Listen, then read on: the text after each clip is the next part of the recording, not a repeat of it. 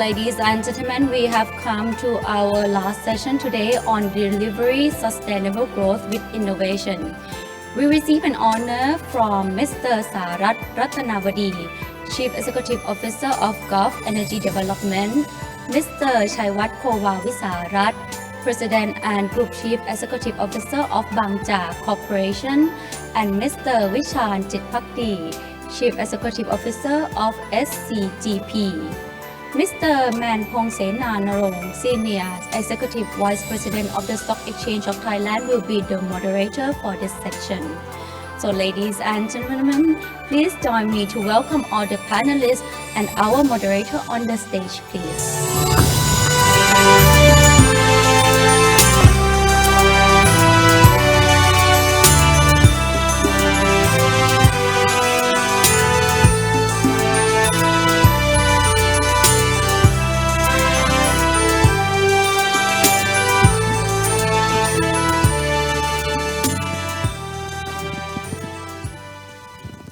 ครับ Good afternoon again ครับ everyone and welcome to our last session in panelists today. Deliver sustainable growth with innovation. As we are all aware that right now the global facing a big disruption, and because of the magnitude of these changes, the global has focused largely on the word sustainability.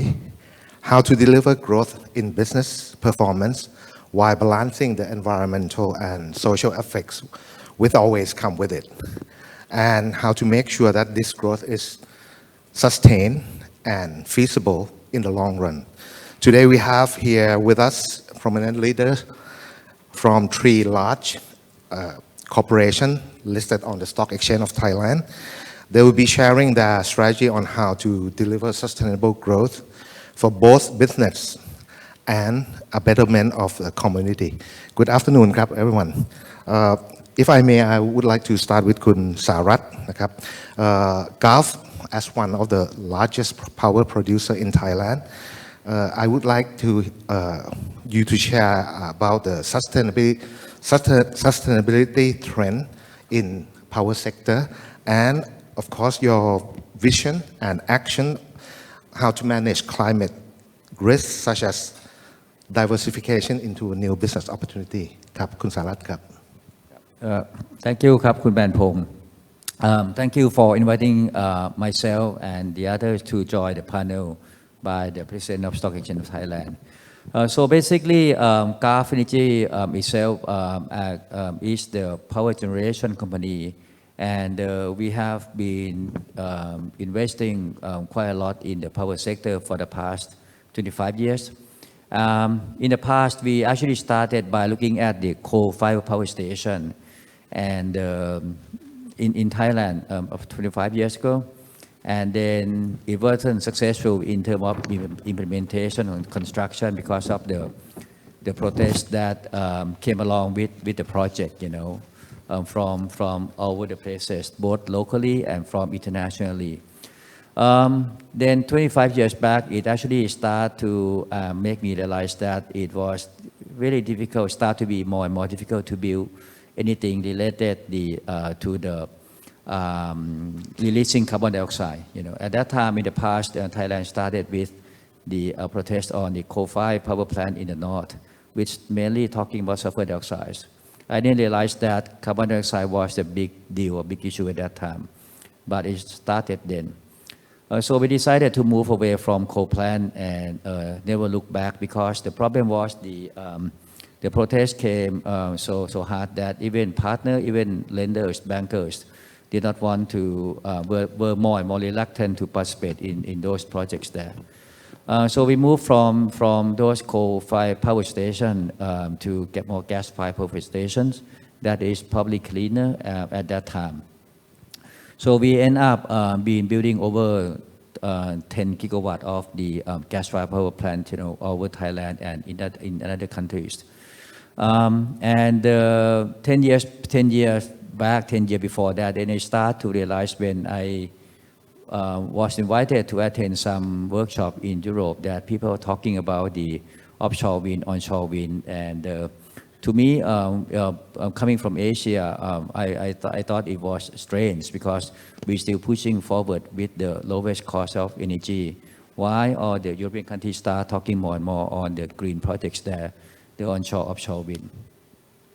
So we didn't actually pay a lot of attention to that one, but back in my mind, I realized that maybe the trend would change because from that workshop there, they invited all the CEO of the power generator globally, utility from US, Europe, and Asia to join together to set the trend of the future generation there. Once we realized that the world is moving quite aggressively into more and more green projects there. So our strategy is to actually expand more and more into the green projects, renewable energy projects. So we look at Thailand itself. Thailand probably got some handicap because we already have solar. Solar, but normally solar plant would be built far from the load center, where the demand should be. Then when we look at building the onshore wind in Thailand, a lot of lands in Thailand probably belong to the government, and it's difficult to lease the land from them. And we don't have a strong wind line in North Sea, in Baltic Sea, or in other part of the world that probably produce the quite efficiency of the offshore wind there. So we invested some project, and we're going to invest some project overseas, mainly in Europe and in neighboring countries that offer better opportunity in terms of the criteria. So that's where we're heading now. So I think in terms of the company itself, we expanding more and more into more of the solar project there and offshore and onshore wind project, both locally and internationally, which I still feel that with the development of technology, the efficiency of all those plants is probably getting better and better, which we can't ignore it yet. And it's been the big expansion into this field, and probably in terms of GAF probably get involved in that quite a lot. Thank you very much, Khun Sarath. So if I may conclude a little bit, so no coal policy from now on, and also expand more green capacity into both local and international portfolio. So if I may, I would like to ask Khun Chaiwat ครับ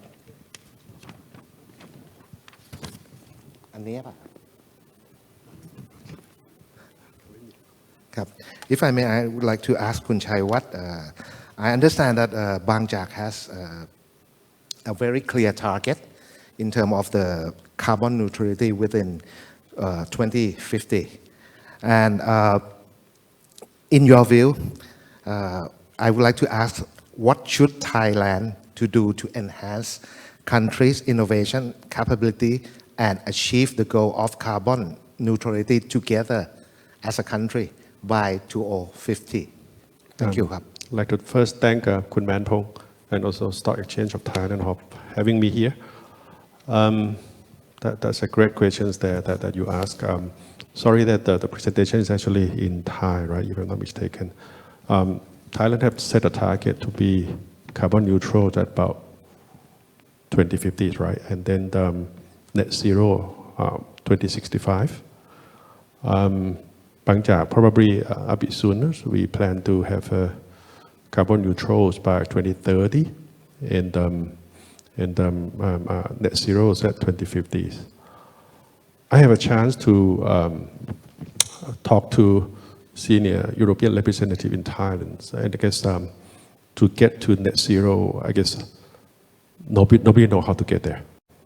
Okay, basically what she said, and I totally agree, is that it's just like back in 1960s when JF Kennedy said that we're going to set a foot on the moon by end of the decade.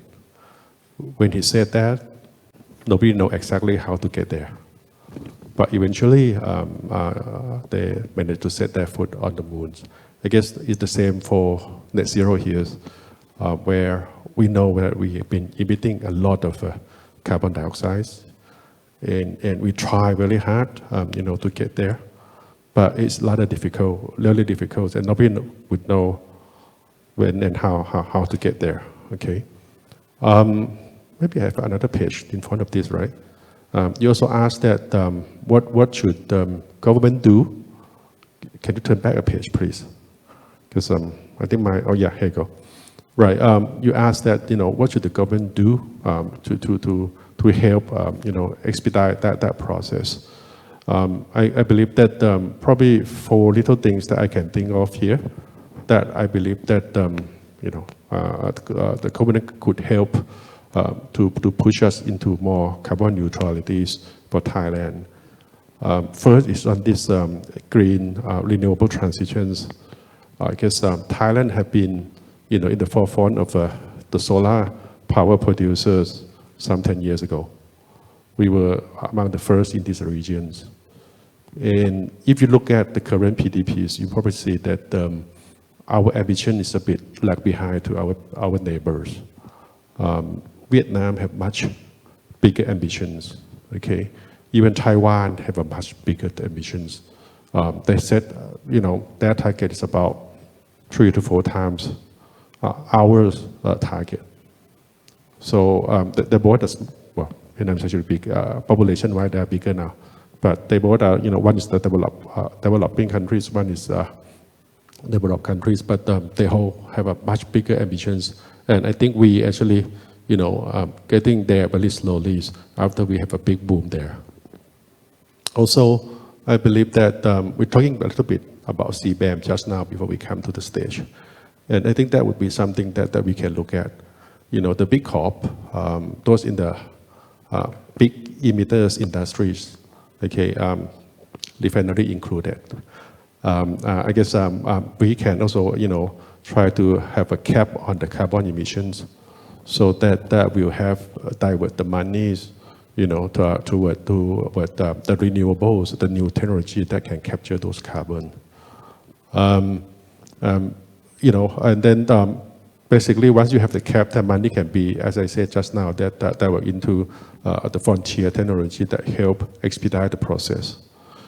And one last thing is that we have set up the carbon market cap last year.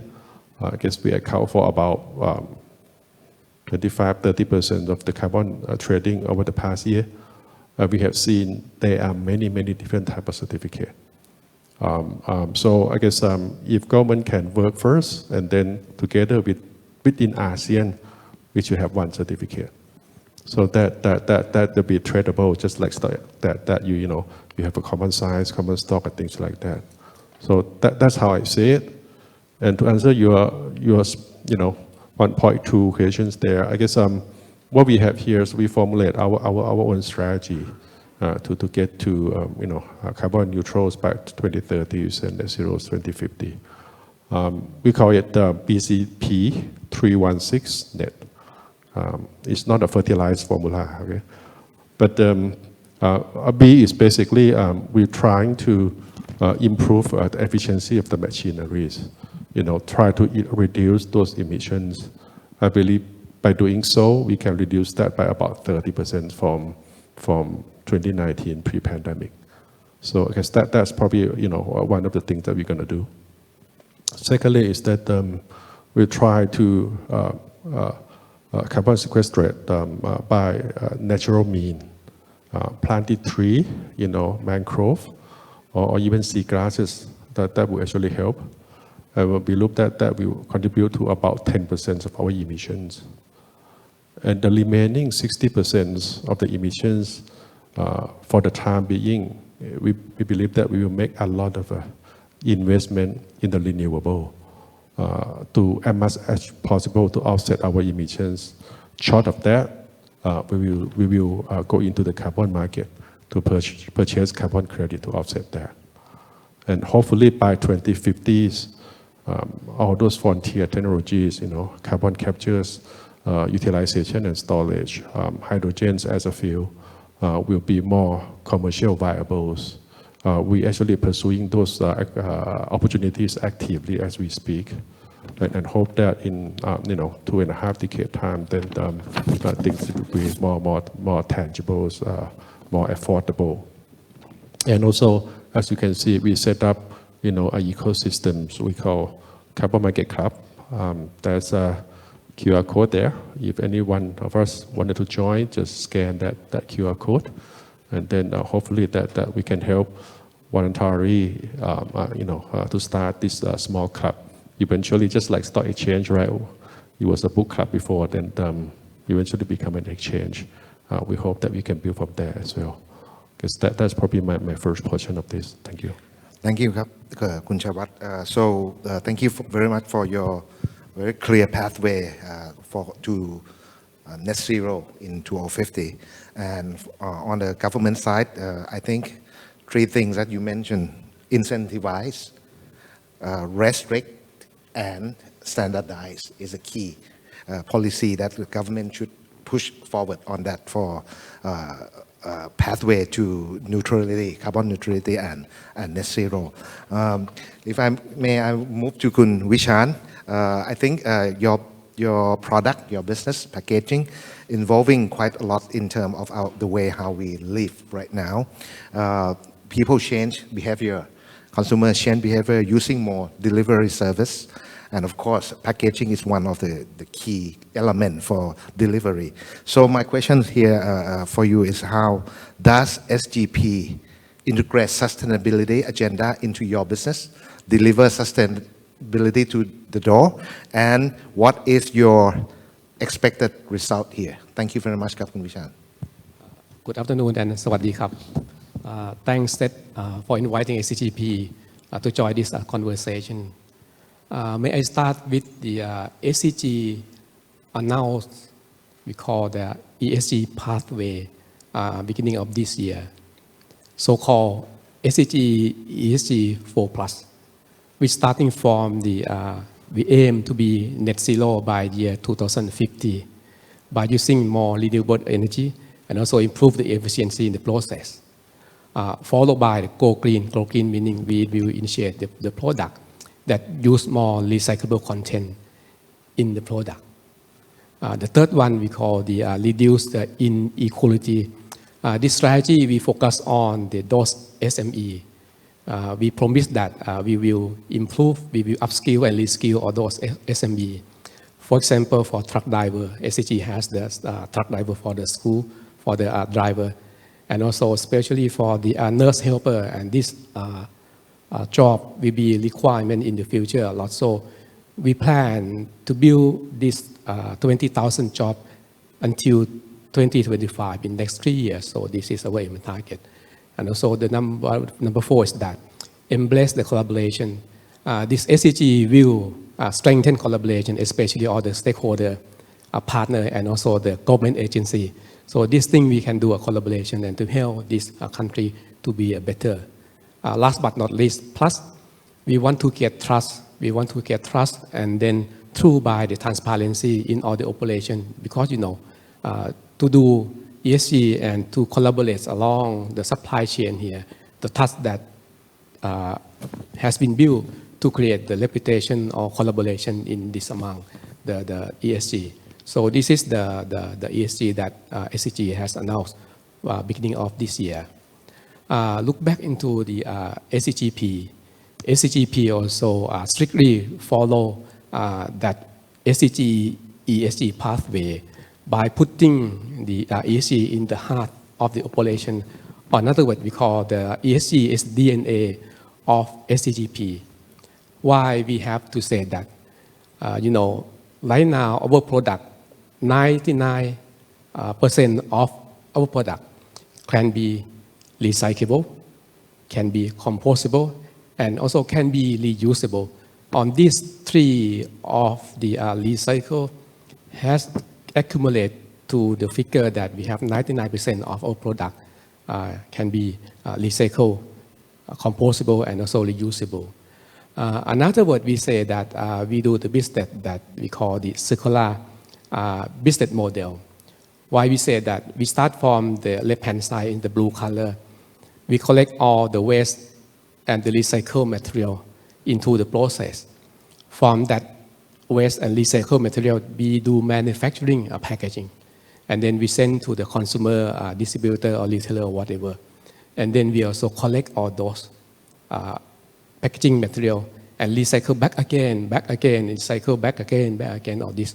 And this creates a lot of ESG and sustainability, and also create a lot of, we call the innovation to improve how can we help all those recycled material more and more in our product.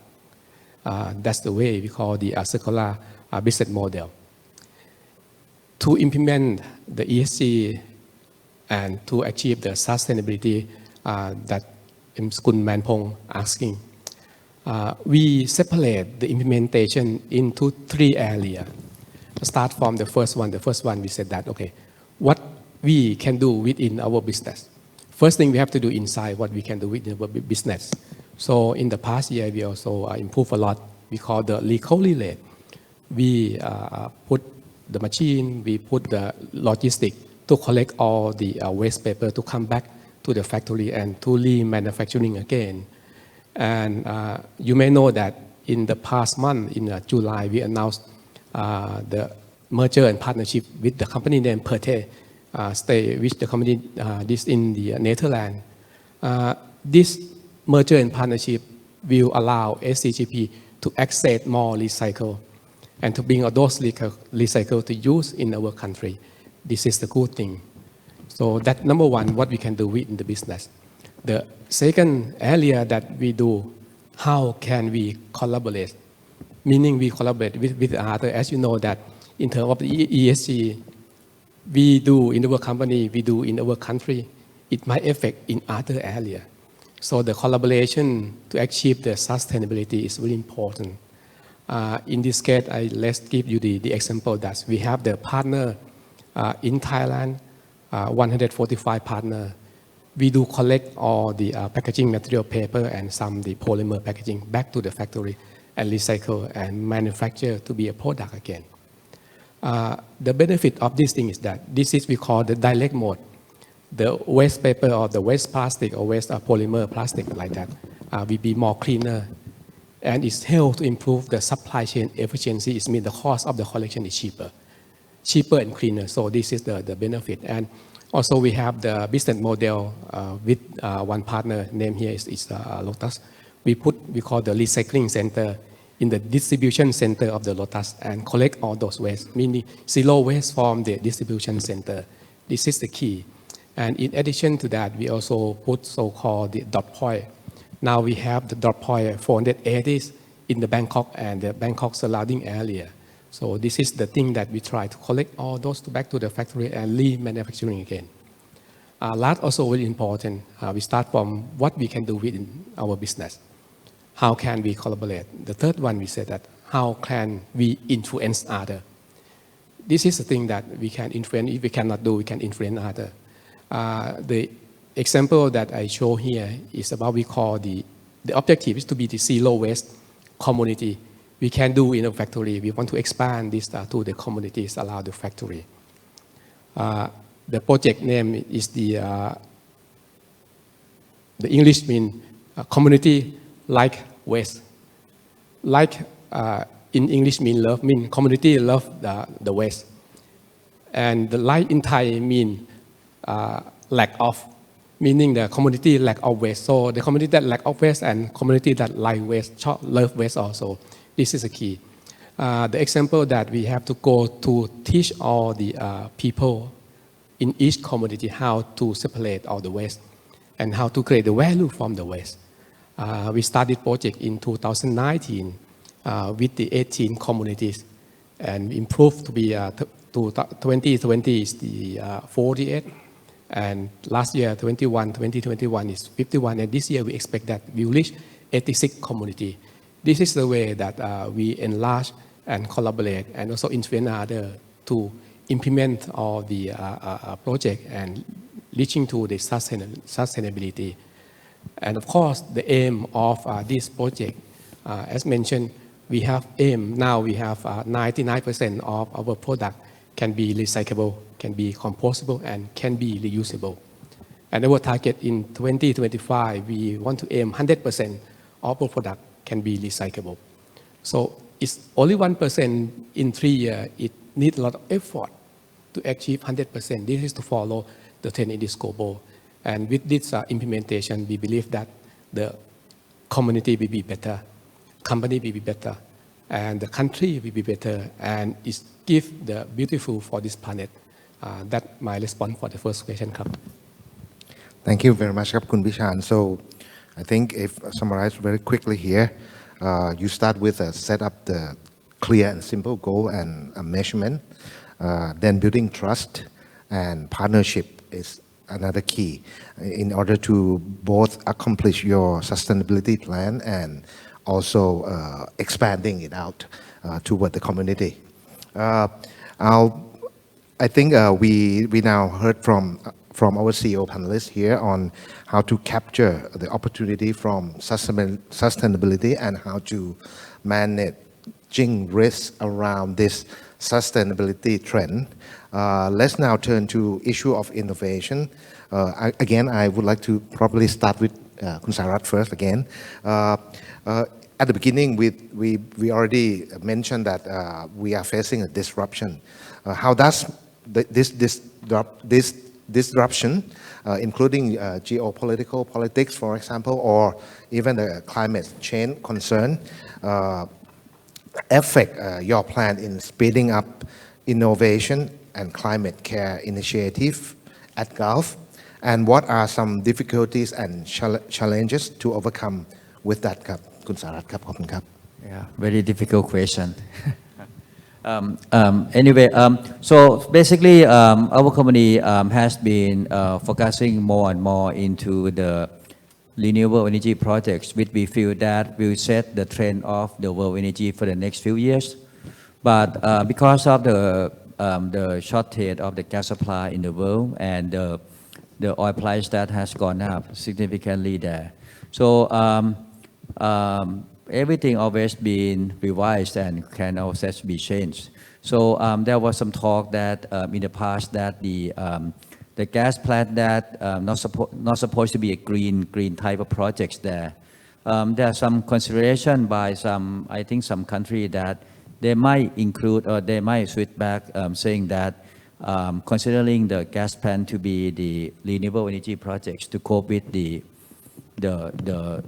disruption in the world due to geopolitics there. But this thing can always change. So I mean, depending on people that will set the trend, set the tone there. So with the tightening of the gas supply in the world, and we don't know how long the conflict would last between those countries that create the gap between the supply and demand in the gas market, which we have seen that the electricity price in Thailand has gone up significantly there. I think it's not due to inefficient of EGAT or people like us as the generator there, but it is due to the gas price that has gone up so high that I would say that uncontrollable. And the only way that it will be controlled is that it will take a few years to see the balance between the supply and demand, to see whether the new supply will probably can be ramped up to match with the new supply will be ramped up to meet with the demand of the use of gas there. The expansion of the renewable energy projects, no matter how fast or how aggressive it could be, but it still cannot match the stability and the security of the best of plant, the gas plant, the coal plant, the nuclear plant. If you're talking about the best zero carbon plant, you have to go with nuclear. But I don't think that any country would go with nuclear, except France is looking to start on the nuclear plant that they have shut down. So the world always change. The world is not moving backward, always moving back and forth, depending on the situation there. EDF, which is a major state company, probably has been mandated by the government to start all the nuclear plant now, which has been turned off for many, many years. So all these things probably would change, you know. For Thailand, the only way that to really get the renewable energy project up is not from the solar and wind. I think the hydropower from neighboring countries like Laos or Myanmar probably will solve the problem because the supply there is quite consistent, it's quite stable. It probably will balance out with the import of gas that we bring into Thailand itself. That the thing there. With all these things that happen there, that I think will last for a few years.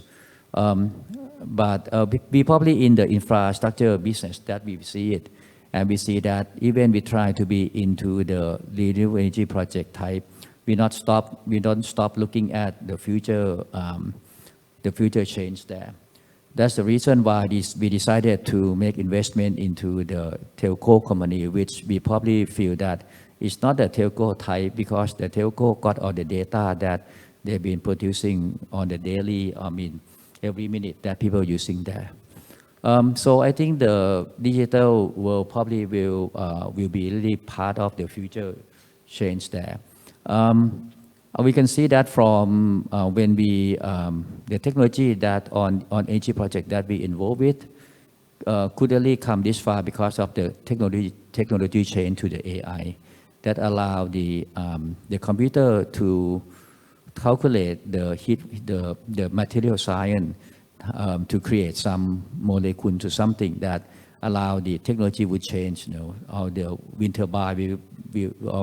turbine become bigger.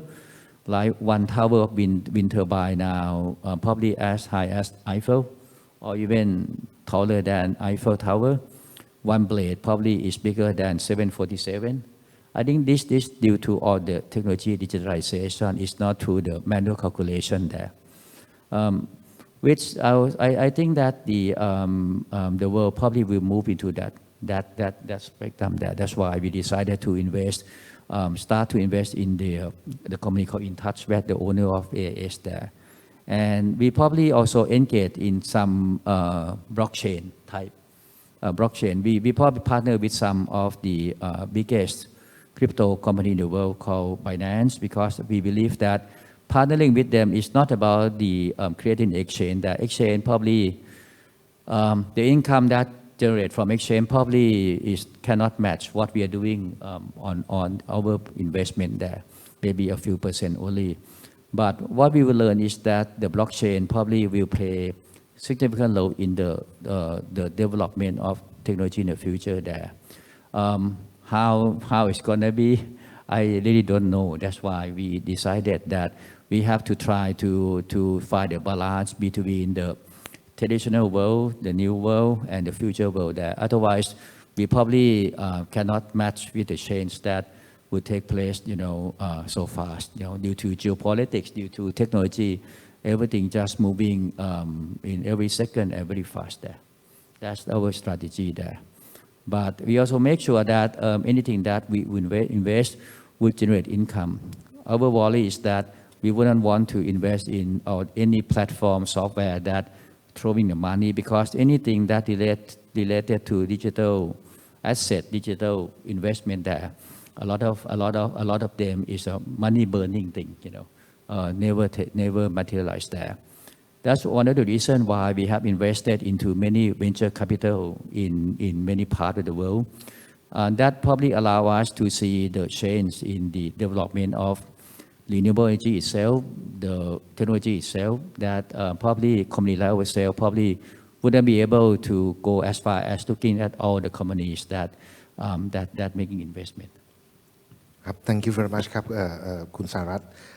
So I think the difficulty and challenges, you have a plan. If I may, the strategy is to diversify into other new business area.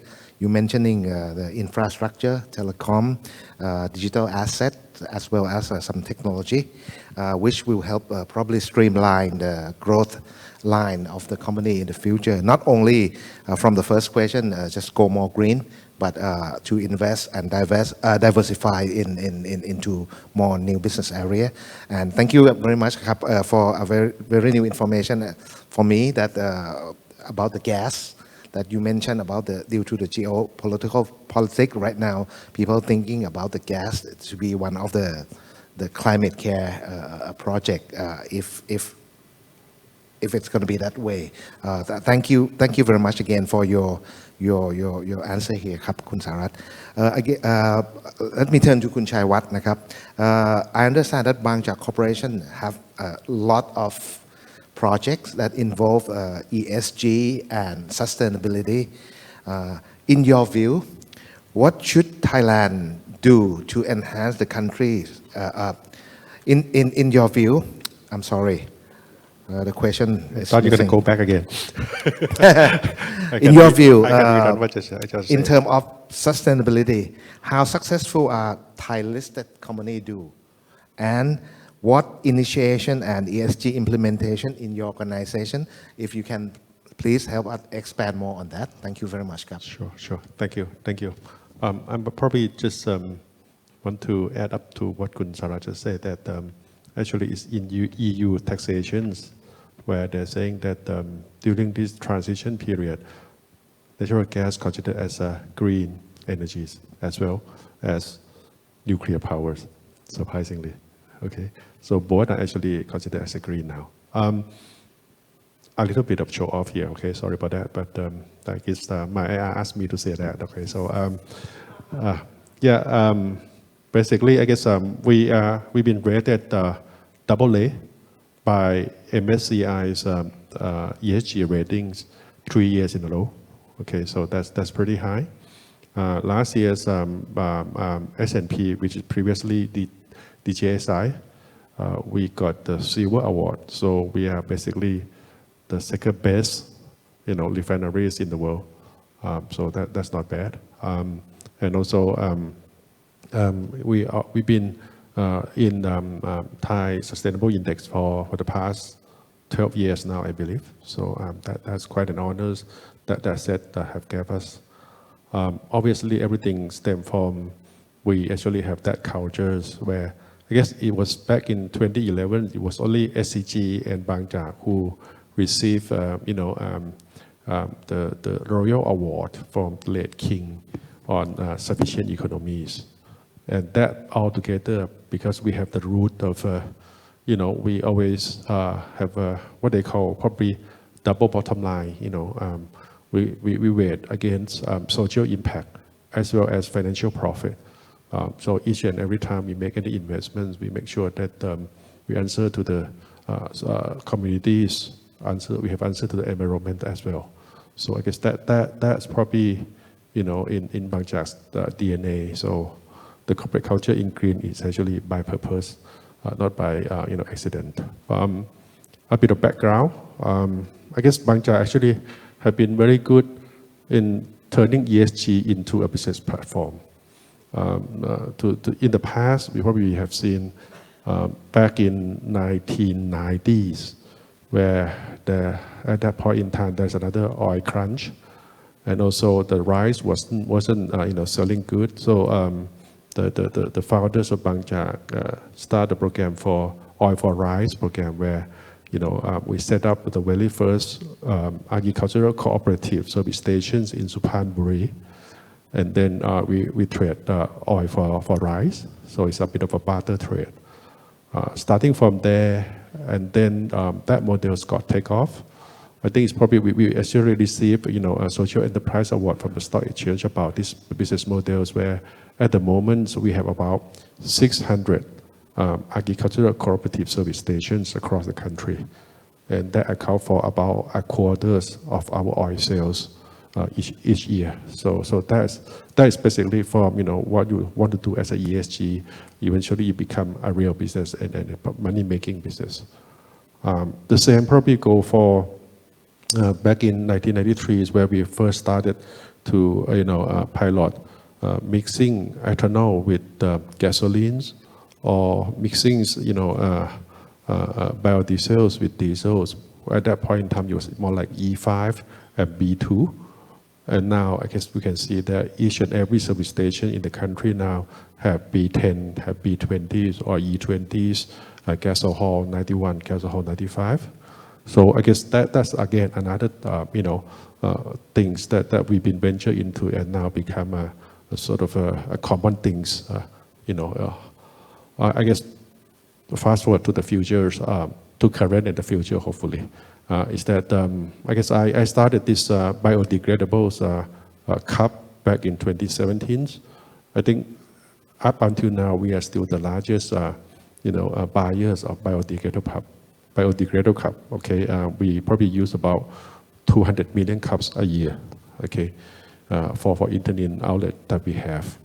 From there, I think that it's probably time that we should, look into bio business, and we decided to amalgamate our ethanol business and also biofuel business with ethanol business of Konkan Sugar. That three companies form BBGI. I think BBGI now is probably Thailand, one of the largest, if not largest, biofuel producers. We produce about 1 million liters a day of ethanol and also B100. And we have a plan to going into all the high value bio-based product. I listened to two sessions before me talking about future food, and all those future food basically using what we call synthetic biologies, where you modify the microbe. It's a bit like GMO, and using those microbes to eat sugar, and then you fermented it for a few days, then that sugar can turn into cloth, can turn into plant-based protein, can turn into collagens, or can turn into biomedicines. So those are the technology for the futures, and we have started there. We have invested in the upstream sort of R&D lab, which is a spin-off from MIT called Manas Bio, and we are about to set up CDMO, contract design and manufacturing companies, where we have these bioreactors to produce what we just discussed using synthetic biologies. That plant will probably be built by end of this year, and hopefully it will be up and running by end of next year. So I guess again, from small idea of biodegradable cup, now we turn that into a real CDMO business, and hopefully we can even extend further from that bio-based business by start to look at SAF, sustainable aviation fuel. As we know that the battery is probably too heavy to be fit into the plane. Not to talk about that also inflammables. We have seen 787s that have lithium-ion batteries got into flame when they were flying. So SAF probably the answer for aviation sectors, and there's probably a big discussion there. We're looking into that business as well. Also, back in 2017, when I was first in Silicon Valley, I saw a lot of what they call incubators and accelerators. So coming back, we decided to sponsor one accelerator called Plug and Play, and then we work with them to start with the green energy column, what they call it, and also the bio-based product. So and then we found BIIC, which is basically we stand for Bangchak Initiative and Innovation Centers, where we have the CVC there. And from there, we learn a lot. And eventually, we have this our in-house startup, where our employees work on the projects. And once we believe that that's workable, we sort of spin off per se. Company is called Winoni, which is probably I can probably say that is today Thailand's largest mobility as a service on the two-wheelers. Okay. They just went through their Series A fundraising and turned out to be quite successful. And the other one is carbon market cap, which I already mentioned. So I'm going to skip that. And from there, carbon market cap, we develop our BCP 316 net, which is our roadmap for carbon neutrality. Bangchak now is probably a little bit more than a refineries and service stations, I would say. But having said that, I still believe that just Kun Sarath just mentioned, okay, the trilemma, okay, of energy still there. The trilemmas are energy securities, energy affordabilities, and sustainabilities. So those are the three corners of the energies that we're facing. We might probably take it for granted, over the past 7-8 years where oil price was historical low for a very long period of time, and we think we have plenty of them. Right now, oil and gas, people are saying that, probably the demand is going to outpace the supply, and probably we will be in for a higher, longer. We heard lower for longer, now it's higher for longer. So oil and gas probably will stay high for, I don't know. JP Morgan was saying for the next 5 years.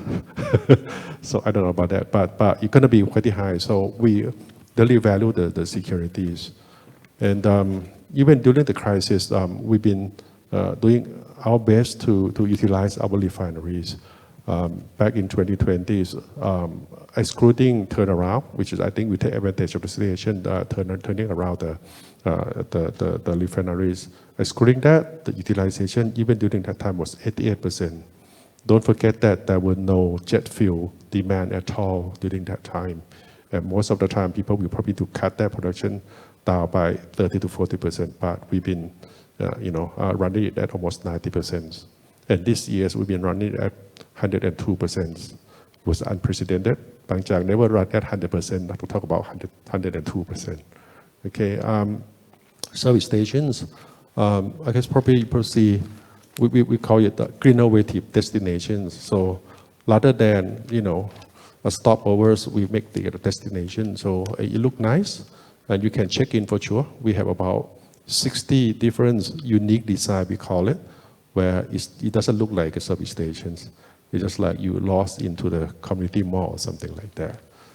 We have probably, we didn't say much, but we partner with PEA. We have now more than 150 EV charger, installed in our service station across the country. We will emphasize on the provincial service station rather than Bangkok, because we don't think people live in Bangkok will charge their car in the service stations. They rather charge their car in their apartments, their home, or their office. So that's why we work with PEA and we make sure that when the EV is being driven outside Bangkok, that we have their place for the recharging. Obviously, we have, two what you call new economies, right?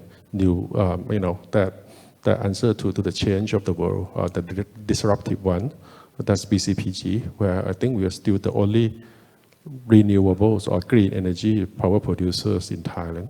We're actually quite proud of that, although we're still very small. And the BBGI, which is bio-based product, I just already mentioned. We ventured into upstream in Norway 3 years ago. That turned out to be quite a good bet. At the moment, it's been producing, a very good return back for us. We make about 3 billion baht investments, and the EBITDA contribution this year alone is already about 15 billion. So that's quite a good investment. We invest when the oil price was low, and now we enjoy the high oil price. And also, as I said, that we started this in-house startup, mobility as a service, and we basically we hope that we will hit 2,000 users by end of the year, 100 swap stations across Bangkok.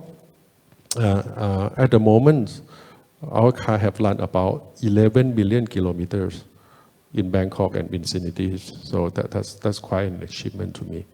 And the carbon reductions is number there. I can't quite say it's a bit too small. And I guess one thing that people keep talking about is that Bangchak is an all economies company. Okay, we've been trading, at a very low multiples, very, very low, because we are all economies. I probably want to compare you that before I joined, the EBITDA was about 7 billion baht, and probably 90% are all economies.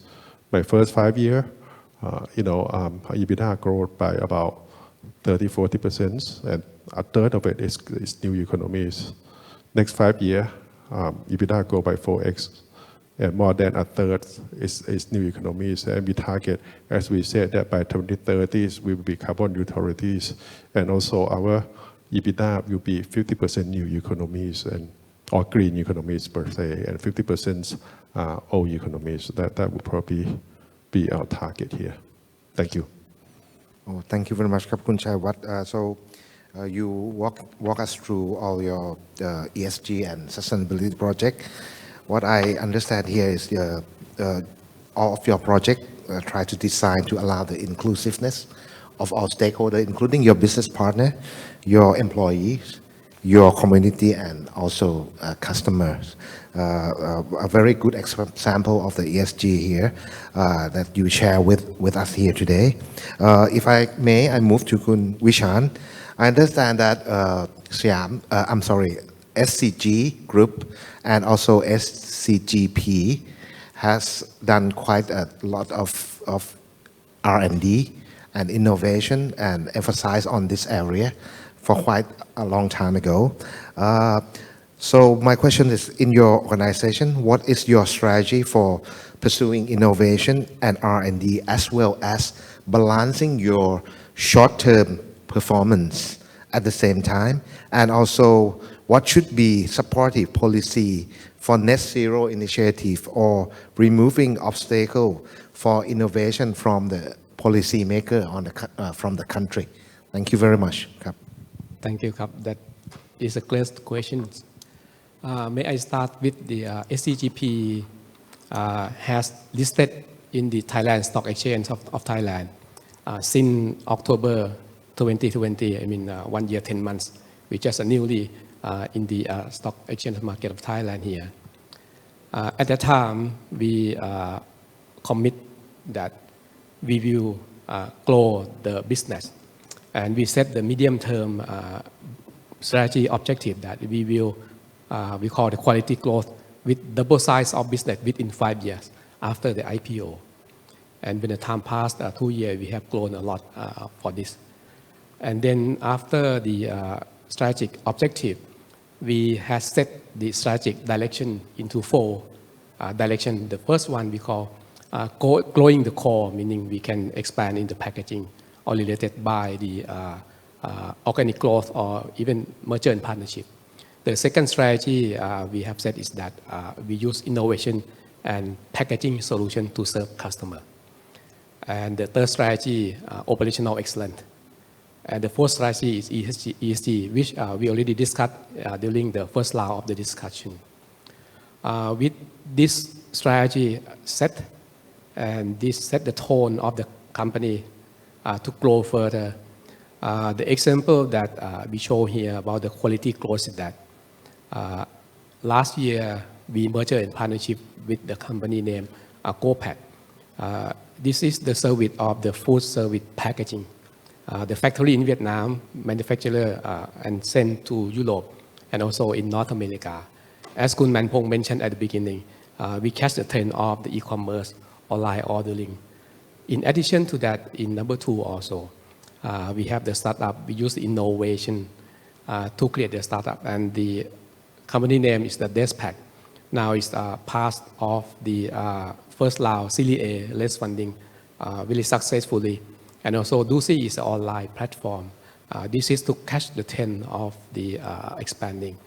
And also when we talk about innovation organization, we said that the innovation to innovate into the adjacency business. This is the thing we go out, but it's not go too far, it's go just beyond adjacent of the existing business. But there is an important thing that if we want to grow the business double digit every year, only the core and organic is not enough. You have to find, I would say, we have to break out the existing business to new business. This is the example that SCGP want to show with you is that we merged in partnership with the company name is Delta Lab with the location in Spain. This company produce medical and lab bag, the blood collection tube, the urine, the swab test, all those intravenous.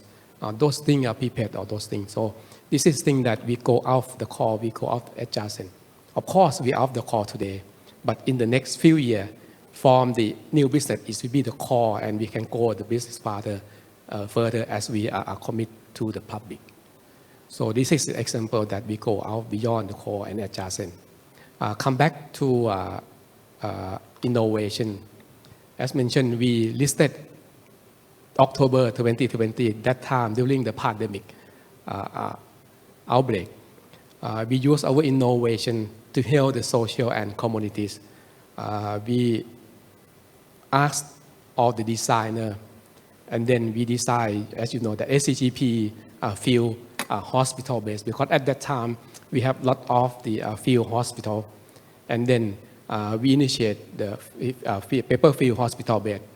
And as of now, we distribute 140,000 beds in every province of Thailand. This is thing that we use knowledge from the designer. The assembly of the field hospital base, you just do by one person. No any tools, special tool, you just use by hand. And it's helped a lot in the past 2 years.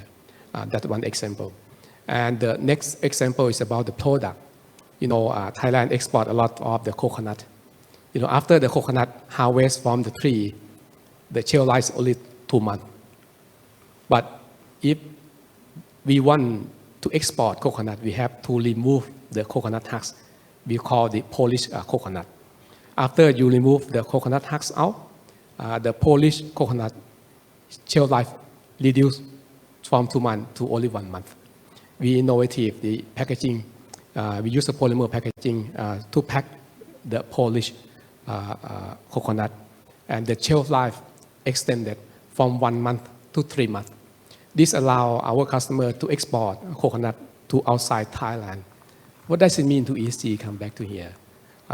In terms of the product life extension, meaning the food can be used, the food can be consumed. At the end, it can reduce the food waste. This helps the world a lot. So this is 2 examples of we use innovation.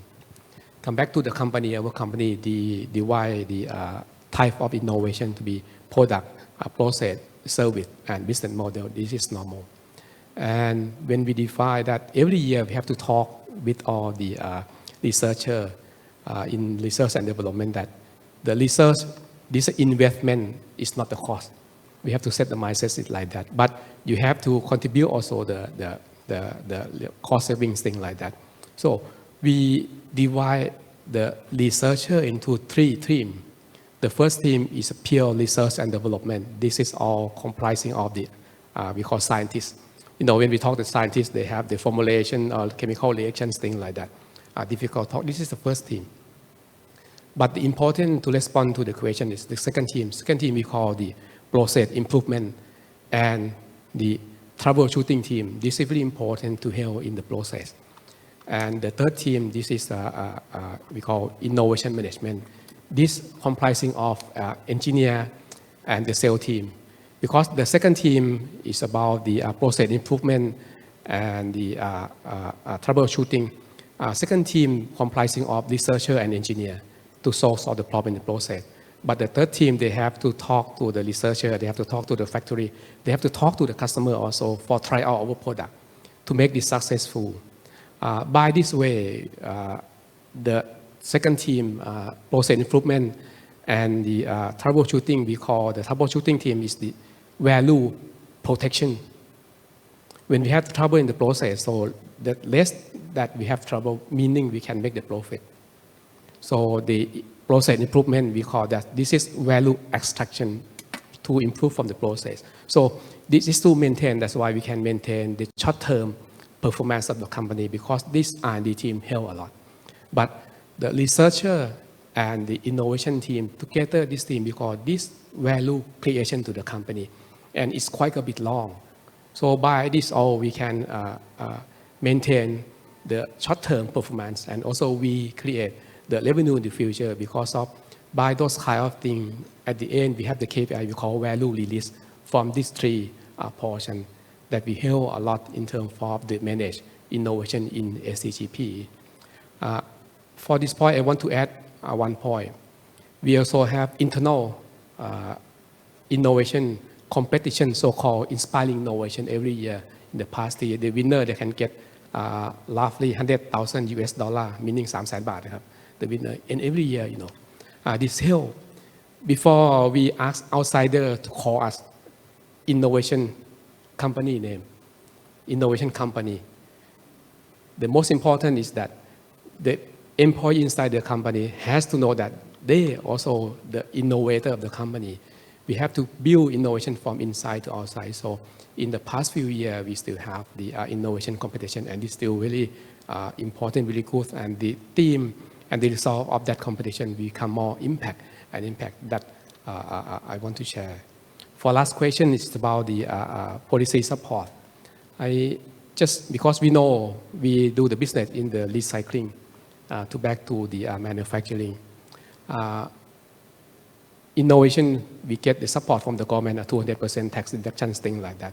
But I want to end this session with my speech that the important is about the waste management. Sometimes we blame plastic. Okay, plastic is no good. But, the blood bag, the blood pouch, when we go in the hospital, we never see the blood bag in the garbage. Because of the blood bag is really good in terms of the waste management.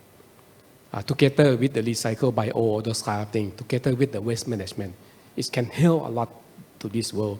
It can help a lot to the stakeholder, and we make it more easy to accomplish. Thank you. Thank you very much, Khun Wichan. So basically, you decide quite a very systematically in terms of R&D team, not just only pain troubleshooting, but also process improvement and product innovation, and the R&D for main three purpose, just not just to only grow your core business, but to expand into the nearby field and also break out into the new completely new business. So right now we come to the end of the session, and this is the last session for today. Thank you very much for everyone who attend here, physical and of course online. And thank you very much for the panelists. So in conclusion, I think what we got from our three CEOs here is that the world changed and no one can stop that change. And so just be prepared, be innovative, and be proactive. That's what I get from this conversation. Thank you so much, Mr. Sarath, Khun Chaiwat, and Khun Wichan. ครับ ขอบคุณมากครับ Thank you very much for an informative session on delivery sustainable growth with innovation. Ladies and gentlemen, we have now come to the end of this event. May I take this opportunity to inform you that the video recorded of this event is available at worldwide.set.or.th/Thailand Focus/2022. You can also download documents and file summaries of all the sessions today from there as well. So on behalf of the Stock Exchange of Thailand, I would like to thank you, all speakers, panelists, moderators, and participants for your active participation. I wish you all a wonderful evening and enjoyable stay in Bangkok. See you all next year. ขอบคุณและสวัสดีค่ะ